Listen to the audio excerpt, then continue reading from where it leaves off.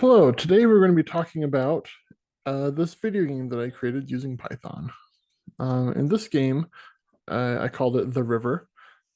This game is just supposed to show that how I can use Python and I can be creative using Python and be able to get anything that I want into code. I decided to try to keep it all into one file here, just to see how long I could get it. It is just under 1,000 lines of code, and it was a lot of fun to make. I use a lot of encapsulation and classes in order to make sure I didn't have it too long and have any redundant stuff, and make it easier to add things and take things away whenever I needed to. We can look through it really quickly here. I have a couple. I also wrote down some nice useful comments to kind of show where things are. So these are all weapons that I've created. These are all enemies that I've created, and this is the map that I created. So the enemies or the weapons are created or are I guess are created here, and then they're called into the this displays weapons. They're called into a class. I forget where I put it. Yeah, so this one they're put into this one right here. Sorry, this is a weapon class, and it's all very basic, but it's a lot easier than having to write it all for everything. So each weapon has like a minimum and a maximum. So like this weapon here, this Shiv, it has a minimum of 20 damage and a maximum of 20 damage, and it will randomly pick one of those numbers when you're dealing damage. Um, this weapon does a minimum of 50, a maximum of 70. This does a minimum of 100, maximum of 150. And yeah, it's fairly basic and it's really easy to understand. I made it so that anybody could edit it or do whatever they want to. And here's the map. Let's quickly run through the code. Um, and I was having some issues, so I went and fixed it. I left in a couple parentheses that didn't need to be there. So you can pick 4 different classes. There's actually a 5th class. So if somebody wants to play this game, whoever's watching this video, and you don't want to spend the time to figure it out, because it does take a lot of time, you can use this 5th class. And this 5th class here is the dev class. It's hidden, it's not normally one of the options. They start with a dev sword.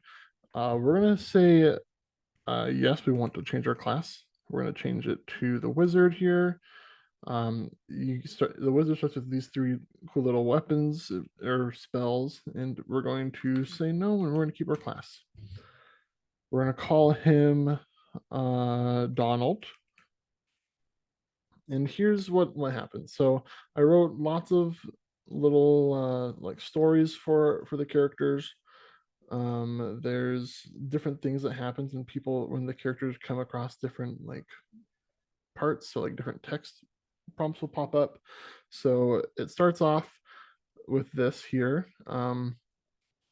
Donald the wizard, or whoever the character is trying to make their way to the other side of the river of darkness to the land of promise, indicated by the money sign. So over here on the left side, there's a sign next to you that says there's a bridge to the north, indicated by the equal sign right there. The river of darkness is to your west, indicated by the water signs or the W symbols. There is a forest to your east, indicated by the T symbols. So that's like a tree. And it doesn't seem like there's much to your south. However, to the north, next to the river, is a steep mountainside, which is not marked on the sign, indicated by the X symbol. So like these right here are all parts of the mountain, right? And so what happens here is you can move by saying up, left, down, or right, or WASD, lots of options. And then so we're going to move to the right, and then we're going to have this little encounter here.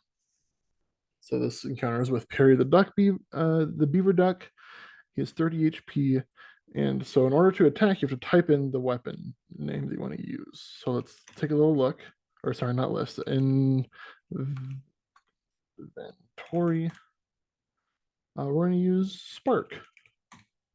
So you do 15 damage to Perry the duck beaver. They're at 15 health HP. So remember, it randomly picks a number out of whatever its range is for spark. So the first time it did 15 damage, but right now if we try spark again, it's going to do 15 damage again, I guess. It should be random, but that time it wasn't.